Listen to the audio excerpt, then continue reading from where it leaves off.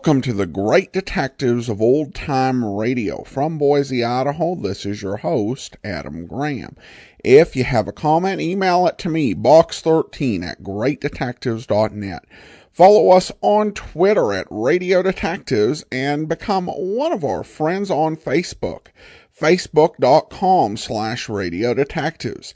Today's program is brought to you in part by the financial support of our listeners. You can support the show on a one-time basis at support.greatdetectives.net. You can also send a donation with the Zelle app to box13@greatdetectives.net or mail in a donation to Adam Graham, P.O. Box 15913, Boise, Idaho 83715.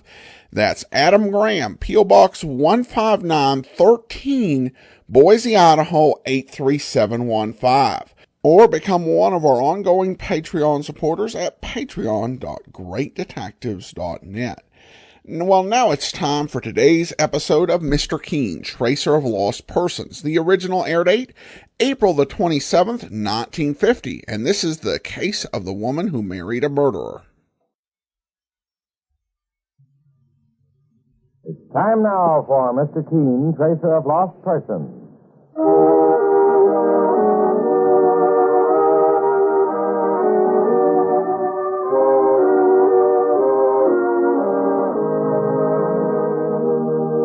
Ladies and gentlemen, Aniston and Colinos present Mr. Keen, Tracer of Lost Persons, one of the most famous characters of American fiction in one of radio's most thrilling dramas. Tonight and every Thursday at the same time, the famous old investigator takes from his file and brings to us one of his most celebrated missing persons cases. Tonight's case is entitled, The Case of the Woman Who Married a Murderer.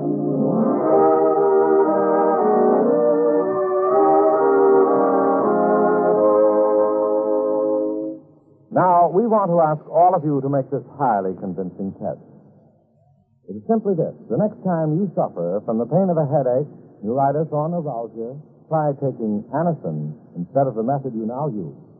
We suggest this because you are following sound principles when you take Aniston tablets.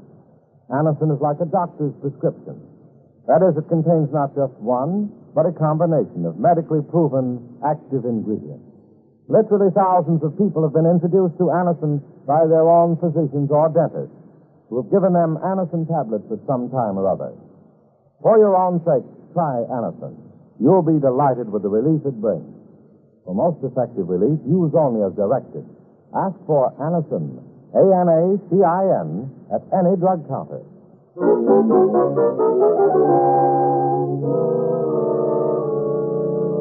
Now for Mr. Keen and the case of the woman who married a murderer. Our scene opens in a small midtown apartment. It's 11 o'clock at night, and the young man is just letting himself in the door, unaware that in his room, waiting for him, is an unexpected visitor in the form of a murderer.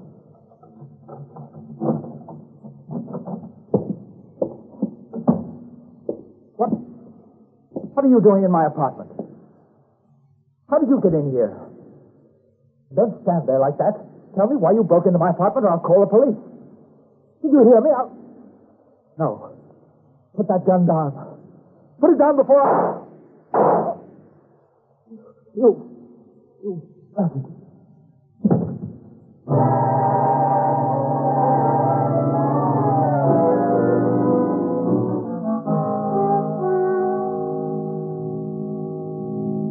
You file these reports, Mike. Sure thing, Mr. King. That winds up the Dawson case, I think. That's odd. So? Someone's standing outside our office. You can see the shadow through the glass in the door. I think it's a woman, Mike. Well, looks as though she can't make up her mind whether to come in or not, Mr. King. I'll see what she wants. Oh, excuse me. Looking for someone, lady? Are you Mr. Keen? Oh, I'm Mike Clancy, Mr. Keen's partner. He's right here. Is there something I can do for you? Yes. Please, may I come in? Why, of course. Mr. Keen, I'm Mrs. Linda Roberts. I still don't know whether it was right for me to come here like this. Sit down, Mrs. Roberts. Thank you. Mr. Keene, a friend of mine was murdered several days ago. His name was Kenneth Ward. Oh, yes, I read about that in the newspapers. Wasn't he the fellow who was shot to death in his own apartment? Yes, Mr. Clancy, the case is still a mystery to the police. Have you come here to ask my help in solving it, Mrs. Roberts? Partly, but I have another reason, Mr. Keene. What other reason? So hard to say this. I still love my husband, no matter what he's done. But he must be going out of his mind. Something's happened to John. I'm terrified, Mr. Keene, for him and for myself. Are you implying that your husband may have had something to do with the death of your friend, Kenneth Ward? I don't know, Mr. Keene. I only know that my husband's behavior has made me feel that he wants to get rid of me. Well, Mrs. Roberts, exactly what was the relationship between your husband and Kenneth Ward, the murdered man? John and Kenneth were once very close friends. Then they had two violent disagreements that made them enemies. One of them was over money. John, my husband, had lent Kenneth $1,500, and it was never repaid. The second reason they quarreled, Mrs. Roberts? That was over me, Mr. Keene. At one time, Kenneth Ward wanted to marry me, but I turned him down. I'm afraid that John, my husband, believed I was still in love with Kenneth. How long ago were you married? Just a month ago. I'd only met John about 2 months before that. Just after I broke off with Kenneth. He set me off my feet, and we were married very soon after we first met. Well, Mrs. Roberts, you said before that your husband's actions were peculiar. How did you mean this? Let me tell you what happened, Mr. Keene, the day I found out about Kenneth's murder. It was late in the afternoon, and my husband, John, had not returned home from his office yet. My brother, Arnold, came over to our house unexpectedly. Just a moment. Arnold! Hello, Linda. Well, I didn't know you were coming over today. Did you tell John? No, I didn't. Arnold, what's wrong with you? You look pale. I just had a shock, Linda. And I'm afraid you're in for one yourself. What kind of a shock? Kenneth Ward was murdered last night. Kenneth? Murdered? Now take it easy. But it can't be possible. I saw him on the street only 2 days ago. He's dead, Linda. It's horrible. He was shot in his own apartment last night at 11 o'clock. Last night? At 11? Yes. What's the matter? Oh, nothing. Oh, nothing, Arnold. I'm just so shocked I can hardly think. It's John. Hello, Linda. Arnold. How are you, John? All right. And you, Arnold? I have some disturbing news for you. I just told Linda. What is it? Kenneth Ward was murdered last night. Isn't it horrible, John? Not to me. John! Well, what do you mean? Arnold, would you mind leaving us alone, please? No, of course not. I'll give you a ring in the morning. The police will probably want to question all his friends, including us. Goodbye, Linda. John. Goodbye, Arnold. John, you hear what my brother said about the police? What about it, Linda? They'll question you about Kenneth's murder. Well, let them question me. Last night you weren't home at 11 o'clock, the time of the murder. What are you trying to do? Get me into trouble? Oh, darling, no, I only want to protect you. Protect me from what? You think I murdered Kenneth Ward? What? I've never... I didn't like him. I admit that. But when my own John, wife... please, you misunderstood me. I only wanted to make sure that you wouldn't accidentally get yourself into trouble with the police about last night. Last night I was alone, walking the streets by myself. It's not just an alibi either, it's the truth. And do you know what I was thinking of, Linda? What? You and Kenneth Ward. John. He turned you down, so you married me. John. Yes, that's what I was thinking. You married me to get even with Kenneth. To show him you could find a husband if you wanted to. That isn't true. No, well, I don't believe you. Well, it doesn't matter anymore. Kenneth's dead now. Murdered. And I don't care. Just remember that, Linda. I don't care. Oh, John.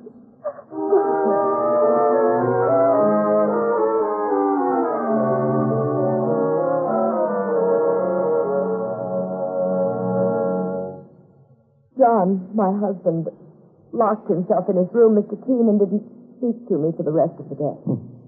Well, Mrs. Roberts, were all of you questioned by the police about Kenneth Ward's murder? Yes.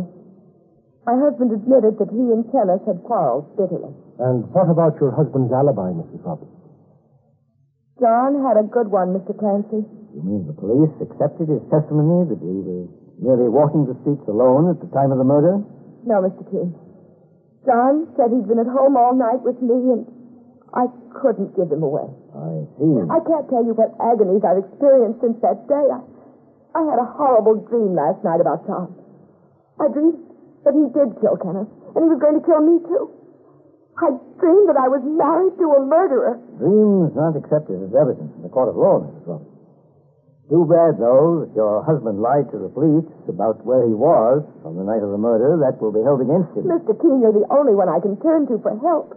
I've got to know if my husband is innocent, or if he was involved in Kenneth's murder. I've got to know one way or the other. I'll do what I can to find out, Mrs. Roberts. Thank you. Thank you so much, Mr. Keene. Now, let me have your address, please. I have a card here. What time do you have, Mike?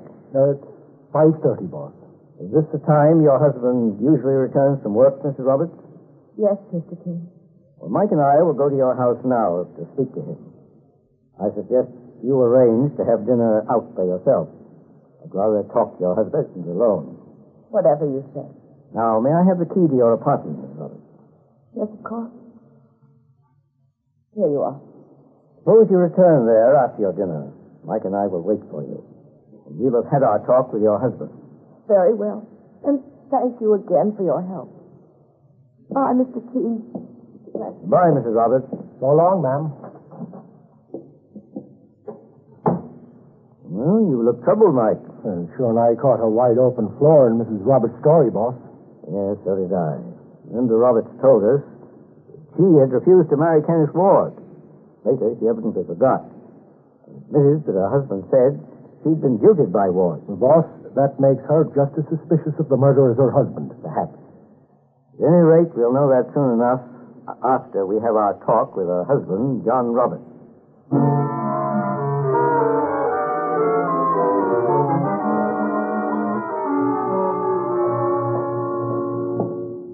Here's the Roberts apartment, Mr. Keene. 4C. It's after 6. John Roberts is probably at home at this time. No one answers, boss. He may have been detained at his office. Use Mrs. Roberts' key, Mike. In the living room looks empty, Mr. Keene. Perhaps you better answer that phone, Mike, and take the message to Roberts. I'm going to have a look inside that room over there. Okay, boss. Hello? Is this John Roberts? No, my name is Mike Clancy. Oh, perhaps I don't have the right number. Oh, this is Mr. Roberts' apartment, miss. Oh. Well, is he there? Not right now. What about his wife? Well, she isn't here either, just me and Mr. Keene. Mr. Keene? The famous investigator? That's right. Well, then you must be investigating Ken Ward's murder. That we are, miss. My name is Doris Crawford. I was a close friend of Ken's. Oh, you were? I think I can give you a little useful information about his murder. Well, we'll take any information at all, Miss Crawford. When can I see you in, Mr. Keene? Sometime this evening. Where are you calling from? My apartment. I'll wait here for you. The address is 1123 West 70th. 1123 West 70th. I got it down. And don't fail to come, Mr. Clancy, because I'll make it worth your while. I know who murdered Ken Ward. Can't preserve it. You what? Hello. Hello. Who is that on the phone, Mike? A woman named Doris Crawford, boy. I got her address here. She says she knows who murdered Kenneth Ward. Well, we'll go over to see her immediately. But what about John Roberts, sir? Aren't we going to wait for him to show up? I don't think he will, Mike. Sir? I believe he has been here at his apartment and gone. What did you find inside that room, Mr. Keene? Dresser drawers and closet have been emptied, obviously in a hurry. Looks as if John Roberts came back, packed his things, and left. He's disappeared, Mike. Well, that sure makes him look guilty, boss. Yes, he certainly made things more complicated in many ways. In my opinion, Mike, solving the murder of Kenneth Ward is going to be a lot more difficult than we first believed.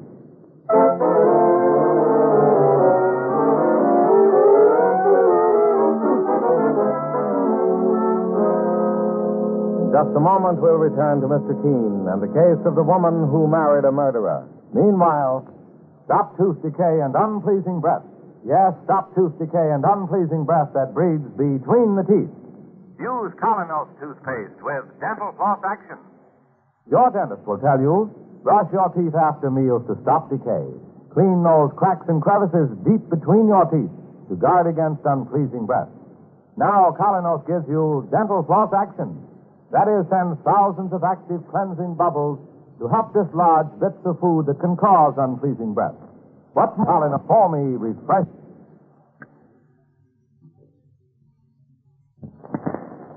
For questioning by the police. Oh, no, I'm innocent, Mr. Keene. I loved Ken more than any man I ever knew. Oh, all right, I'll admit one thing. Actually, I used to follow him sometimes because I was jealous of Linda Roberts. When Kenneth Ward told you about being blackmailed, didn't he name the blackmailer? No, Mr. Keene, he said he didn't want me mixed up in it. Well, do you remember Linda Roberts' address before her marriage? Yes, 1412 East 28th. Her name was Weston before she married John Roberts. All right, Miss Crawford. My partner, Mike Clancy, and I will check your story. I'll take this savings bank book that belonged to Kenneth Ward, if I may, and I advise you to remain here in your apartment until you hear from me. In other words, Mr. Keene, I'm still under suspicion. Everyone is under suspicion, Miss Crawford, until this murder case is solved.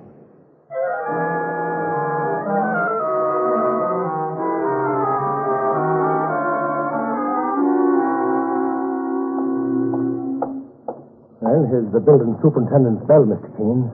Want me to ring it and see if we can get some information? Well, just a second, Mike. Let's have a look at the names on these mailboxes in the vestibule. Dwyer, Shelley, Thompson. Mr. Keene, look at this. The name of Weston appears to be still in the mailbox. Sure, and Mrs. Roberts has been married for over a month. They should have taken her name off by now. Well, she may have relatives who still live here, Mike. She spoke of her brother Arnold, remember? Let's see, the apartment's on the ground floor, 1B. Let's go in.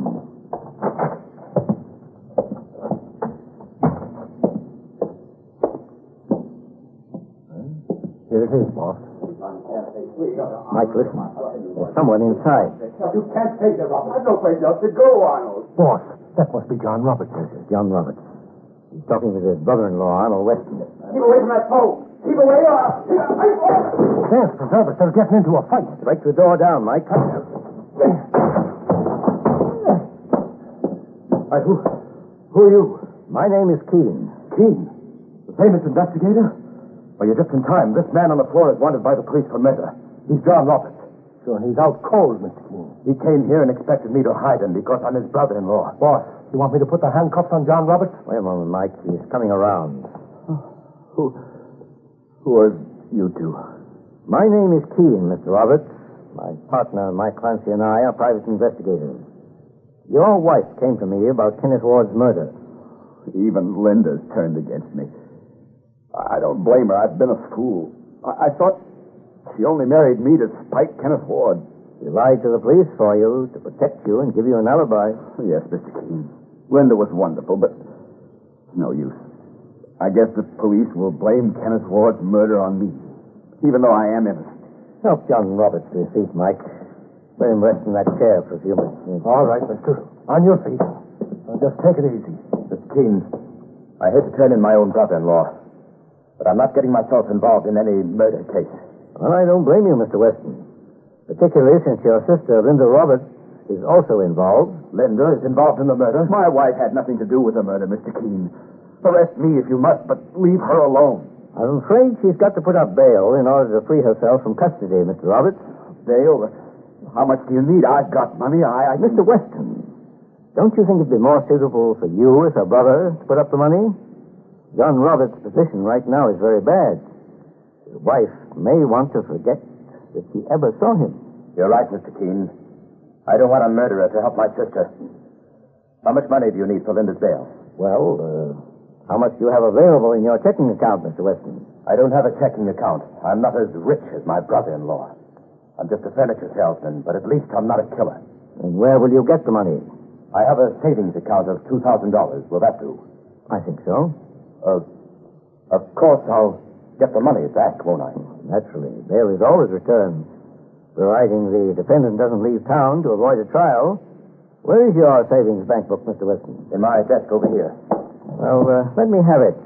Perhaps the book itself can be presented to the court clerk as an assurance. Here you are, Mr. Keene. Thank you. Just a moment. What are you doing? I'm comparing your savings bank book with one that was owned by Kenneth Ward. What for? So I can have final proof, Arnold Weston, that you yourself murdered Kenneth Ward. Are you crazy? Mike, look at this. The withdrawals in Kenneth Ward's bank book compare exactly with the deposits in Arnold Weston's book. The dates and the amounts are the same, boss. Yes. When Doris Crawford followed Kenneth Ward to this house, he was actually coming to see Arnold Weston, not his sister. It was Weston who was blackmailing Ward. Ward finally threatened to go to the police. You won't get a chance to prove that, Keene. Look out, boss. He's pulling the gun. Let go of that cannon, mister. I'll break your arm. All right. All right. You win. Let go of me. Good work, Mike. Here's his gun. Sure, and I knew he'd pull something like that just as soon as you called his hand, Mr. Keene. Put the handcuffs on Arnold Weston, Mike. With pleasure, boss. Mr. Roberts, Weston just mentioned that he was a furniture salesman. Does he work for the same company that Kenneth Ward worked for?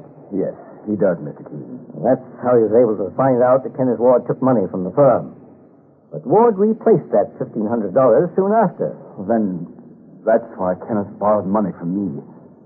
It was one of the reasons Kenneth and I quarreled. He didn't repay me. I know that, Mr. Roberts.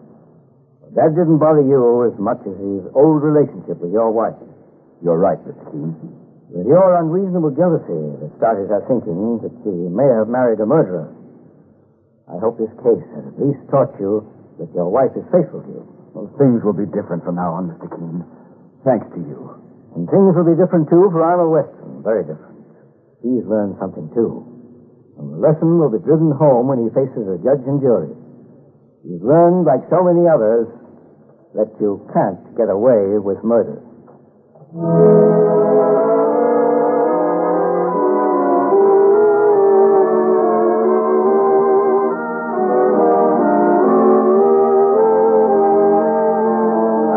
Mr. Keene finds the solution to the case of the woman who married a murderer.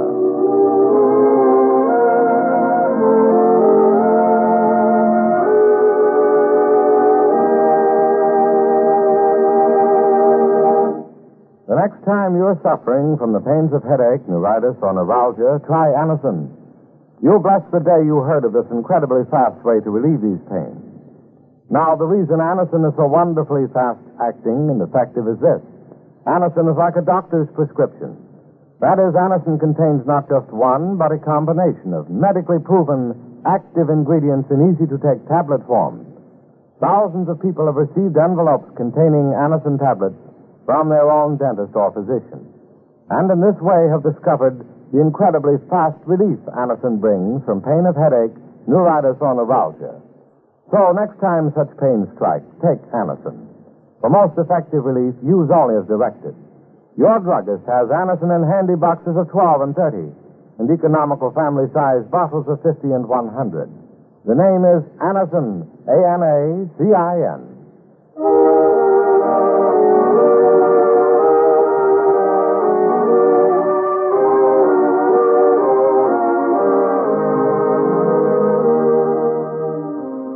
Mr. Keene, Tracer of Lost Persons, is based on the novel Mr. Keene. The radio sequel is originated and produced by Frank and Ann Hummert. Dialogue by Lawrence Cleave. Bennett Kilpack plays Mr. Keene. It is on the air every Thursday at the same time. Don't miss Mr. Keene next Thursday when the kindly old Tracer turns to the King Cobra murder case.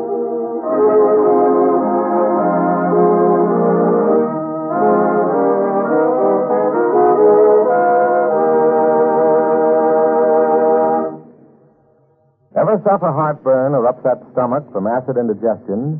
Safe new Bicidol mints, medically proven, quickly rid stomach of that blown-up feeling. Give longer-lasting relief than baking soda. Yes, hours of relief. Bicidol mints not only neutralize, but actually carry away excess stomach acid. Soothe irritated stomach lining. let you sleep all night long when acid indigestion strikes. Carry new Bicidol mints for fast relief, anywhere, anytime. Mr. Keene, Tracer of Lost Persons, will be on the air next Thursday at the same time. This is Larry Elliott saying goodbye for Mr. Keene and the Whitehall Pharmaceutical Company, makers of Anacin and Colinos and many other dependable high-quality drug products. This is CBS, the Columbia Broadcasting System. This is Andrea J. Graham, author of the Web Surfer series, and of Madam's Wife. You're listening to the Great Detectives of Old Time Radio.